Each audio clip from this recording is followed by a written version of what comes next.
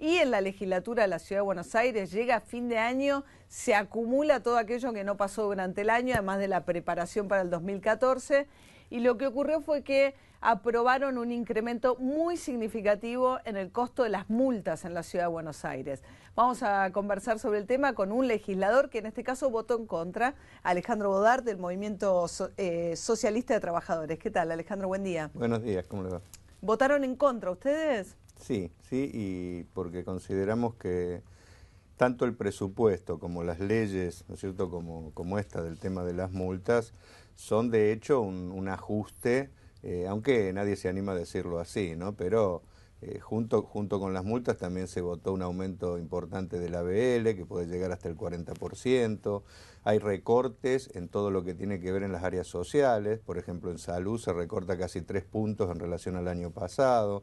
También se recorta en salud, se recorta en vivienda, que son problemas muy grandes que tiene la ciudad, porque hay una verdadera situación de crisis, por ejemplo, en el tema de los hospitales por falta de personal, en las escuelas por los problemas edilicios, en vivienda porque está todo el tema de las villas y además se ha encarecido tanto el suelo que prácticamente desde alquilar y comprar una casa ni que hablar es un problema. 100.000 personas, 100.000 viviendas faltarían en la ciudad.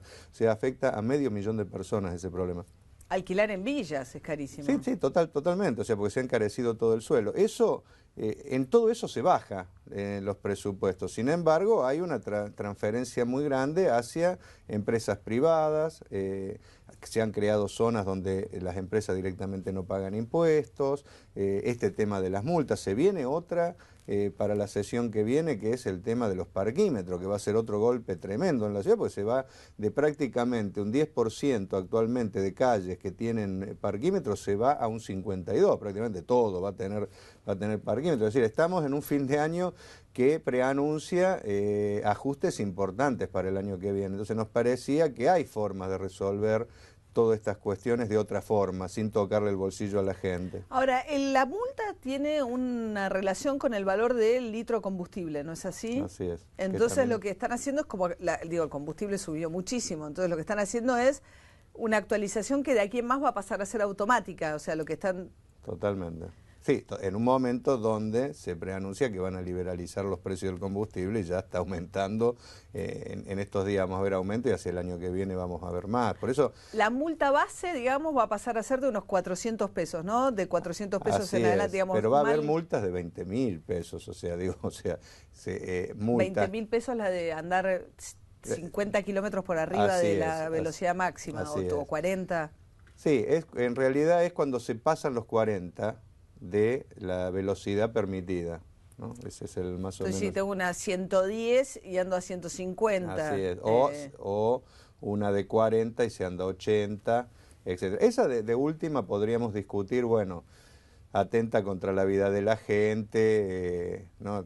Semáforo en rojo. Claro, podría ser una de las multas, ¿no es cierto?, que uno podría permitir. El problema es que toda la gama de multas aumenta a ese ritmo, porque prácticamente la unidad fija se aumentó 10 veces, y ese es el punto que es el valor sobre el cual se calcula el precio. Digamos, la multa es una cantidad de unidades fijas. Cuanto más grave, más unidades fijas. La unidad fija se le aumentó mucho el valor que va a estar en relación al precio del combustible. De aquí en más, porque Macri automatizó muchos de los incrementos. El de patentes está en relación al valor fiscal del auto, que como se actualiza automáticamente, hay actualizaciones automáticas en lo que hace a los revalúos de las propiedades y ahora van a quedar también enganchadas de manera automática las evaluaciones de las multas, ¿no? Así es. Sí, yo creo que para entender un poco lo que está pasando, hay que entender no solo la ciudad como isla, sino también el contexto más nacional. Creo que hay un cambio general nacional donde va a haber aumentos de distintas cuestiones, porque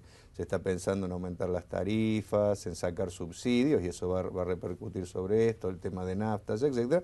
Bueno, la ciudad se pone un poco a tono con eso. Por eso hoy creo que Macri en un momento dijo que Cristina está un poco pro. Que está un poco pro. Lamentablemente, yo creo que Cristina se está haciendo un poco pro sigue siendo pro. El problema es la gente, que es la que tiene que pagar el pato, ¿no? Porque todo esto va a repercutir mucho en el bolsillo.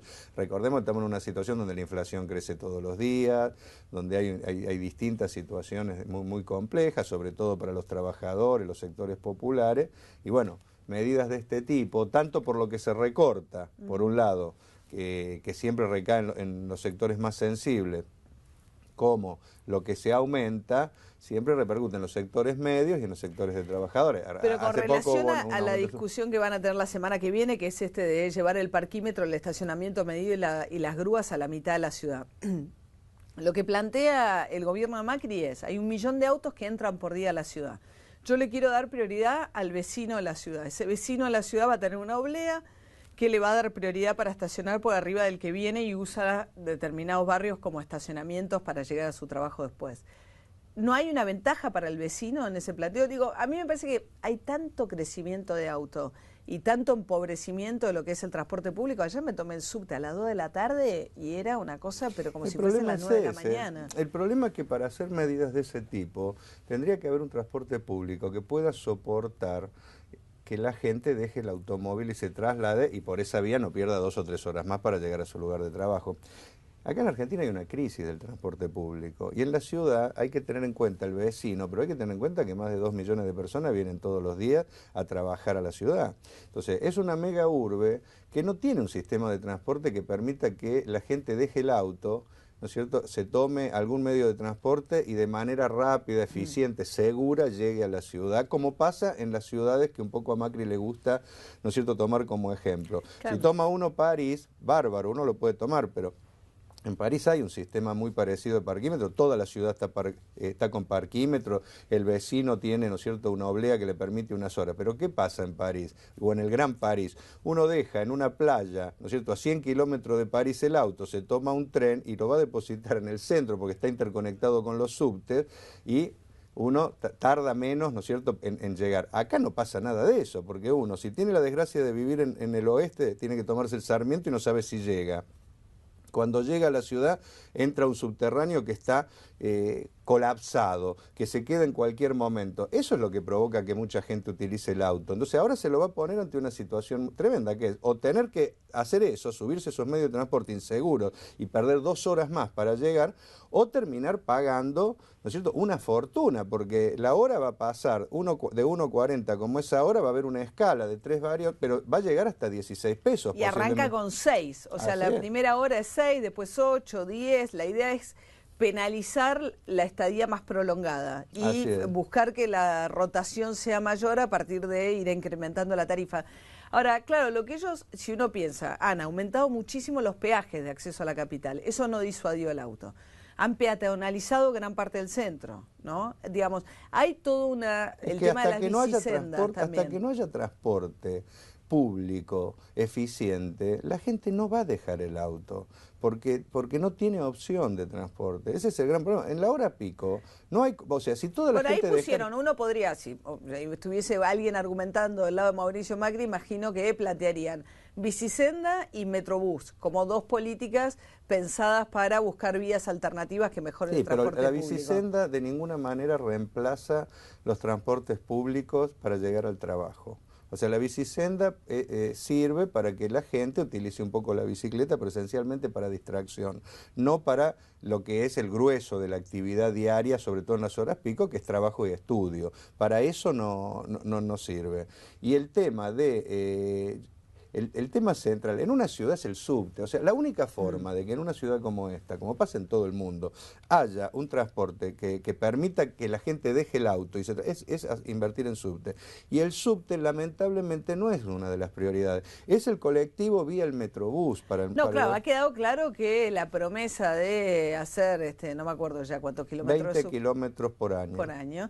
Ha sido claramente sustituida por el sistema de Metrobús, que es más económico y más rápido, digamos, de construir. Sí, pero que termina agregándole más colapso al tránsito, porque es más colectivo. Porque... El de la 9 de julio está bien, ¿eh? Yo sí, confieso pero que abajo hay un subte. Abajo hay un subte. Por ejemplo, si se hubiera invertido en ese subterráneo, en el subterráneo de abajo, perfectamente se podría haber logrado también la misma agilidad que se ha logrado ahora por arriba. El problema es que ahora arriba, ¿no es cierto?, estando el subte, porque ahí hacía falta invertir en arreglar algo que ya estaba, también ha provocado más colapso del tránsito porque son espacios que se le sacan, ¿no es cierto?, al automóvil. En todo el mundo hay una relación... La 9 de julio no funcionó mal por varios motivos. Pues sacaron, pues yo transito por ahí todos los días a la hora pico. Sacaron lo que eran las combis que estacionaban en la zona del Colón, las pusieron abajo, que es mucho más razonable. Y realmente uno toma el colectivo en el Metrobús de la 9 de julio y fluye mejor, y también fluye mejor para los autos. El hecho además de no tener las paradas, digamos... Sí, hay mucha gente que dejó, al estar así, dejó de utilizar esa arteria como lugar de... De todos modos, el transporte no es una cosa de uno versus otro, porque no es el tema colectivo versus subte o subte versus tren. Es una cosa armoniosa que se tiene que hacer priorizando el transporte que no es de superficie, porque es lo que hay que sacar, ¿no es cierto? Para el automóvil también, tampoco se trata de que nadie ande en automóvil. Lo que pasa es que tiene que haber una planificación más estructural, armada. Acá tenemos hasta la contradicción de que tenemos distintas tarifas, por ejemplo, o sea, y eso colabora para el caos de tránsito. Si el subterráneo está más caro que el colectivo, la gente opta por el colectivo. Sí, claro. Y el colectivo, o sea, más colectivos son también parte del caos de tránsito. Es decir, no hay una política unificada, que también no tendría que ser solo de la capital, sino también con el Gran Buenos Aires. Obvio, no, pero hay una política. La política es desalentar el uso del auto. Yo creo que si uno mira todas las medidas que ha tomado Mauricio Pero no Macri, lo ha desalentado, ese es el punto. No lo logra, porque esto además confluye con la inflación y el auto, que ha sido como el vehículo del consumo en un contexto en el que no hay métodos alternativos de ahorro. Entonces, este año se van a haber patentado casi 1 millón de vehículos. Entonces, todo colabora... Y el cepo al dólar lleva a la gente a comprar autos. Todo colabora también para que en una situación de un transporte público de malísima calidad y en una situación en la cual mucha gente que no había tenido acceso al coche tiene acceso al coche, también significa que efectivamente hay barrios que son estacionamientos, como puede ser ahora Puerto Madero, por ejemplo, que eso va a cambiar también, ¿no? Sí, yo una cosa también con relación al tema del vecino, porque hay funcionarios que están diciendo el vecino no va a pagar. Y no es así, porque en el sistema que se va a tratar la semana que viene en la legislatura, como hay todo un sistema, a mayor cantidad de circulación es mayor lo que se paga, y además también el vecino que tiene la triste desgracia de vivir en las zonas de mayor circulación, va a pagar el 50% de la tarifa, pero no es que no va a pagar nada, va a tener algunas horas libres y otras horas va a tener que pagar. Yo digo esto porque se le malinforma al vecino en este sentido. ¿El vecino Flores va a tener que pagar o no va a pagar nada? En algunas zonas sí, porque en todos lados va a haber tarifas diferenciadas según un estudio que hay sobre la cantidad de vehículos que pasan diariamente por ahí. O sea, en zonas donde pasen muchos vehículos, el vecino va a tener que pagar. En zonas de menor circulación, no. Pero, bueno, o sea, esto hace que, como es hoy el sistema, hay muchísimas zonas de mucha circulación. Entonces, va a ser una cosa que hay muchos vecinos que van a tener que pagar por dejar el auto en la calle. Y la grúa se va a expandir muchísimo. Ese es uno de los contratos vencidos en la época de Grosso, ¿no? De renovación permanente. Sí, una estafa para la ciudad, porque pensemos que recaudaban cerca de 4,5 millones de pesos por día. Digo, ¿Cómo por día? Y sí, porque hay casi 1.000 acarreos, más o menos, y pagaban un canon que es... ¿30.000 pesos? 30.000 pesos. 30.000 pesos. Yo le pregunté a Rodríguez Larreta recientemente, dice que bueno, que era un contrato, que les dejó firmado Tellerman, que ellos no pudieron... Bueno, se ha ido prorrogando. Bueno, desde ese punto de vista va a haber un cambio ahora, que va a tener que haber un contrato y va a ser inverso. Se supone que van a cobrar un canon ellos, ¿no es cierto? Y el resto tendría que ir para el Estado. Aunque yo personalmente creo que todo, tanto el servicio de grúa de parquímetro, no se justifica tener empresas privadas, porque terminamos golpeando el bolsillo de la gente, de los sectores medios, y al mismo tiempo permitiendo negocios privados, cuando esto podría servir para recaudar para el Estado y utilizarlo para áreas sociales, ¿no? Ahora, y vuelve el cepo, porque que es la estructura para inmovilizar la rueda, ¿no?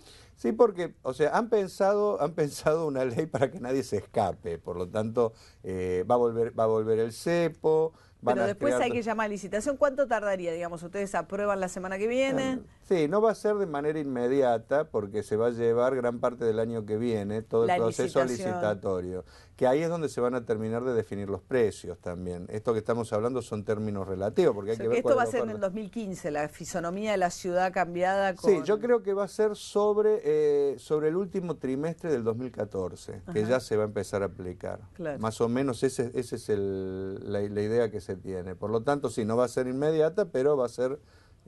yo creo que es un golpe grande, porque hay que pensar que si ahora sale 1.40 una ficha, va a ser más, la calle va a estar muy parecido al estacionamiento en el estacionamiento privado. Por lo tanto, va a ser lo que la gente... Más o menos el estacionamiento privado ahora está como 20 pesos por lo menos, está en carísimo. Zonas, hay zonas, porque hay zonas de 12. Hay zonas de 12, hay 14. Zonas de 12, 14, pero por eso va a estar más o menos en esos precios. Sí, claro, si hoy la diferencia es el 10% entre el privado y el parquímetro. Totalmente, digamos. Sí, con la ventaja incluso hasta que en el estacionamiento está lo que se llama la estadía, ¿no es cierto?, que después de las 3 horas uno paga un precio fijo. Hoy en día el parquímetro va a ser, tomando eso, como el que se vaya 4 horas vaya a terminar pagando el precio máximo de la hora, que va a ser más o menos 16 pesos, hay que pensar que se va a estar... Es como una olla a presión también, ¿no? Porque los estacionamientos son cada vez menos por el valor de los terrenos. No alcanza para cubrir la... No alcanza y además es mejor negocio a veces construir un edificio que mantener el estacionamiento. Y como no alcanzan, claro, lo que ocurre es que cada vez hay más autos, mayor demanda, menor oferta, los precios Sí, hay otras salidas que se podría hacer o estudiar. Por ejemplo, en su momento estaba este tema de utilizar las patentes, ¿no es cierto?, de una patente un día, una patente otra. El problema central es que yo creo personalmente que no va a haber una salida estructural a este problema si no hay buen transporte público, porque todos los países que tienen colapsado el sistema de tránsito es porque tienen un pésimo transporte público. Lo que funciona bien, me parece a mí, pero le frenaron gran parte de las obras son los estacionamientos subterráneos, pues no generan esa dificultad y son grandes playones, pero el que estaban corriendo el día se lo frenaron. Sí, lo que pasa es que ahí hay un problema en la ciudad estructural que hay que tomar conciencia, que la ciudad tiene 1,5 metros de espacios verdes por habitante, cuando el mínimo recomendado son 12. ¿Esto qué quiere decir? Que se ha cementado de tal forma la ciudad que por eso tenemos cada vez más inundaciones. O sea, el agua no tiene dónde escurrir. Hay un problema ecológico de todas las ciudades también, que hay que tener en cuenta. ¿Y cómo influye el estacionamiento subterráneo en eso? Es que se termina construyendo más cemento en los lugares donde tendrían que dejarse escurrir las aguas. O sea, si hay más y más cemento... Aunque sea debajo No, es que es lo peor el tema debajo, porque termina colapsando todas las napas. Yo creo que ya la ciudad no permite más construcciones, sino que al revés. ¿Subterráneas? Ni subterráneas ni de ningún tipo, porque está colapsada la ciudad. Por ejemplo, ahora una de las leyes que se va a votar, muy resistida también la semana que viene, es en todo lo que es el corredor que lindero a la cancha de ferrocarril oeste, que eran tierras ferroviarias que se liberaron el año pasado, que la gente venía pidiendo un corredor verde. Ahora se va a construir un mega shopping, por lo menos eso es lo que se va a tratar, y un mega complejo de vivienda, cerca de 300.000 metros cuadrados. Hay una parte que es plan Procrear y otra parte que es un shopping de IRSA, creo. Exactamente, ¿no? Por eso es un plan conjunto del gobierno nacional y del gobierno local, que es muy resistido por los vecinos porque ya está colapsado todo el sistema de cloacas, todo el sistema eléctrico. O sea, nosotros tenemos un problema. Las mega urbes hay que tomarlo como lo que son y necesitan una planificación muy importante porque ahora hay problemas nuevos. Ahora se viene un shopping también ahí en Juan B. Justo, en Pacífico, inaugura ahora, ¿no? Así es, que estuvo durante mucho tiempo en debate. Pero bueno, en general, en ningún lugar... Esa parte era una zona abandonada también, ¿no? Es que todas son zonas, porque incluso lo de Ferrocarril Oeste, toda esa zona también es una zona abandonada. El problema es qué hacer en las zonas abandonadas de la ciudad. Si seguimos cementando todo, es decir, un día nos va a pasar lo de La Plata, que directamente nos vamos a ver todo. O sea, la construcción del DOT, por ejemplo, en toda la zona del barrio Mitre fue fundamental para que toda esa zona se inunde, hubo muertes y todo. O sea, no se puede agredir a la naturaleza. Y dicen que Tecnópolis también. Totalmente, sí, porque fue fue una mezcla entre las dos, de un lado de la General Paz y del otro. No se puede agredir pues, así. Y además sin haber hecho las obras del arroyo, ¿no? que recorre esa zona. Totalmente, pero con una contradicción que lo dicen muchos expertos. O sea, aún entubando, si el agua no tiene por dónde salir, llega un momento que se colapsan también los entubamientos, o sea, y el agua sale por los sumideros, o sea, hay muchos problemas estructurales que no se han abordado como tal, ni se han hecho planes estratégicos para lograr soportarlos. Si uno quiere construir, por ejemplo, una playa de estacionamiento, que puede ser que sea una necesidad, tiene que al mismo tiempo pensar en la ciudad, en todo lo que... Cómo escurre, claro, cómo escurre el agua. Y por lo tanto tiene que hacer alguna obra que permita... Pasó con Tecnópolis, concretamente, claro. Sí. Totalmente. Eso no se hace, lamentablemente. Acá solo se hace una parte, se construye, pero no se hace lo otro. Entonces, bueno, por eso se necesita planificación. Mega urbes son un problema actual. Tiene que ver con el poco desarrollo que tenemos en el campo y por eso toda la gente se viene acá. No hay que pensar solo en la ciudad, hay que pensar en que la ciudad está inmersa en un monstruo que es el Gran Buenos Aires y para todo eso, transporte, el tema construcción, etcétera, habría que pensarlo más estructuralmente. No se piensa y por eso cada cosa que se hace trae una consecuencia peor. Está bien. Bueno, Alejandro Bodart, muchas gracias. No sé si ha sido un panorama muy optimista el de esta mañana, pero muchas gracias. Bueno, no, yo creo que la gente lo mismo, si se informa, tiene la posibilidad de cambiar y por esa vía siempre hay solución a los problemas. Muchas gracias.